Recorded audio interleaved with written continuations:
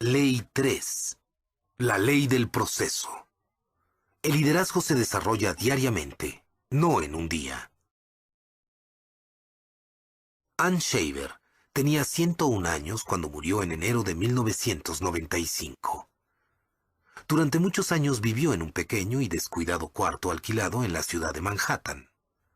La pintura de las paredes se estaba pelando y los viejos libreros se encontraban cubiertos de polvo.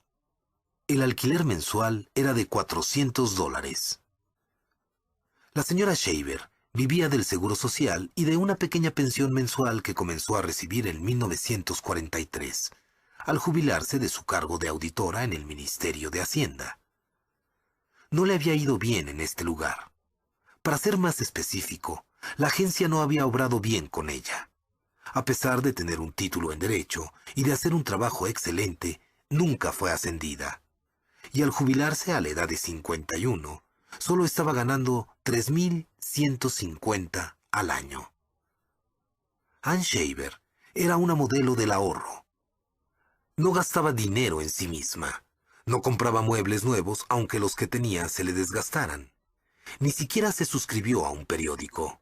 Una vez a la semana, iba a la biblioteca pública a leer el Wall Street Journal.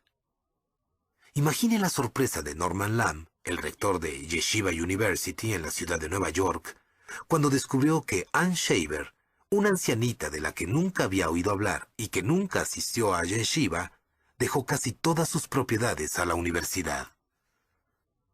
Cuando vi el testamento, fue algo increíble, algo llovido del cielo en forma tan inesperada, dijo Lamb. Esa mujer se ha convertido en una leyenda de la noche a la mañana. La herencia que Ann Shaver dejó a Yeshiva University valía $22 millones. ¿Cómo pudo una solterona que había estado jubilada durante 50 años amasar una fortuna de 8 cifras? Esta es la respuesta. Al momento de jubilarse del Ministerio de Hacienda en 1943, Ann Shaver había podido ahorrar $5,000. Invirtió este dinero en acciones. En 1950 había obtenido suficientes ganancias para comprar 1,000 acciones de la Schering Plough Corporation, que tenían en ese tiempo un valor de $10,000. Y ella continuó con esas acciones, dejando que adquirieran más valor. Hoy, esas acciones originales se han dividido lo suficiente como para producir 128,000 acciones con un valor de $7.5 millones. Cuando se trataba de finanzas, Shaver entendía y aplicaba la ley del proceso. Ser un líder es como invertir exitosamente en la bolsa de valores. Si usted espera hacer una fortuna en un día, no tendrá éxito. No hay inversionistas de bolsa exitosos de un día en el desarrollo del liderazgo. Lo que más importa es lo que hace día a día a largo plazo. Si invierte continuamente en el desarrollo de su liderazgo y permite que sus bienes incrementen, el resultado inevitable es el crecimiento paulatino. En un estudio de 90 líderes principales de varios campos, los expertos en liderazgo Warren Bennis y Burt Nanus hicieron un descubrimiento acerca de la relación entre el crecimiento y el liderazgo.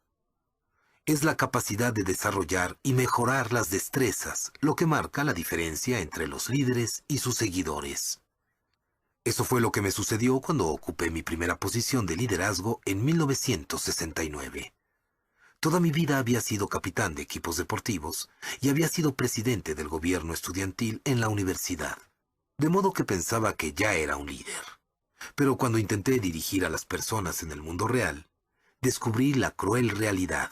Estar a cargo de algo no es lo mismo que ser un líder. Por un tiempo, tuve dificultades en esa primera posición de liderazgo. Para ser honesto, tuve que apoyarme en mi energía y en el carisma que poseía. Pero llegó un momento cuando me di cuenta que el liderazgo iba a ser la clave de mi carrera profesional. Si no mejoraba en el liderazgo, mi carrera se acabaría y nunca hubiera alcanzado las metas que me había impuesto. Afortunadamente, fui a desayunar con Kurt Kampmeyer, de Motivación al Éxito. Durante ese desayuno, él me hizo una pregunta que cambiaría mi vida. Juan, ¿cuál es tu plan de crecimiento personal? Me puse a pensar en una respuesta, y finalmente le dije que no tenía ninguno. Esa noche, mi esposa Margaret y yo decidimos realizar algunos sacrificios financieros para que yo pudiera asistir al programa que Kurt ofrecía. Ese fue un paso hacia el crecimiento. Desde ese momento hasta la fecha, me he disciplinado a leer libros, escuchar cintas de audio e ir a conferencias sobre liderazgo. En la época cuando conocí a Kurt, también tuve otra idea.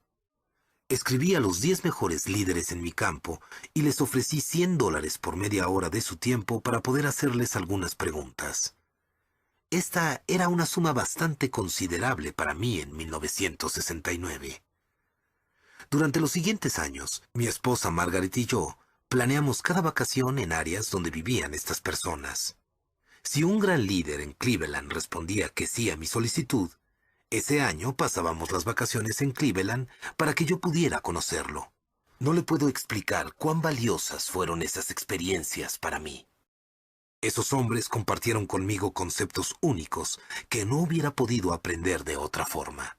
Cuando usted reconoce su falta de destreza y empieza una disciplina diaria de crecimiento en el liderazgo, comienzan a suceder cosas muy emocionantes.